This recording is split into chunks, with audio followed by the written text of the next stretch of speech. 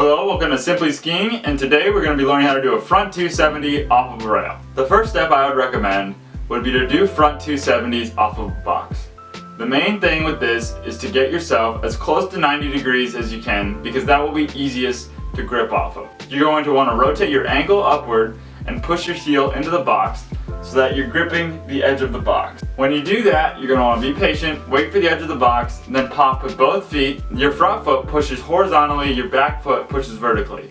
Both of your feet are popping vertically, but your front foot sets your rotation and pushes you in the direction you want to go. As you're popping off your feet, you want to make sure you turn your head and your shoulders so that you're landing fully backwards on the hill. You want to look up towards behind the slope at the box you just came off of, turning your shoulders to be perpendicular with the box and lining your hips so that they're also perpendicular. Once you land, set your hips back and bend your knees to go to the landing. It can be helpful to do it on a less consequence feature next, instead of going to a more advanced feature that you're not quite comfortable with yet. You're going to want to pop onto the rail, and this time you're going to have to jump sideways into it a little bit if it's urban on, which I would recommend, because if you do urban on a less consequence feature, it will be less of a mental gap to jump when you're going to a higher consequence feature that is a rail that is going to be taller. So then you're already used to jumping sideways. If your shoulders are hunched over, then most likely you're going to fall off that side of the rail. If your shoulders are back too much, most likely you're going to fall off the inside. You want to make sure your shoulders and your hips are straight above the rail so that you can have the maximum amount of potential to keep a good balance on the feature.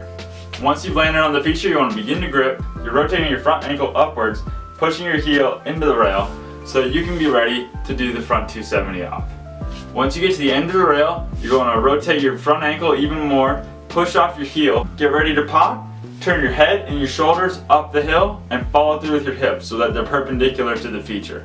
Next, move to a more consequence feature where you're doing the same thing. You're going to be jumping sideways into the feature, so wait to the edge of the lip, jump over the feature. Sometimes if you're jumping, you can't just turn your feet immediately. You have to wait for your tips to clear the rail. So you're going to want to turn your head and your shoulders to 90 degrees and sometimes shift your hips a little bit until they clear the rail. Once you land on the rail, make sure your shoulders and your hips are over top the rail so that you can effectively balance on the feature. Once you get to the end of the rail, you're going to want to rotate your front ankle upwards, push your heel in the end of the rail, pop, turn your head and your shoulders up the hill, and then land with your hips back, bending your knees so that you can absorb the trick and ride away smoothly.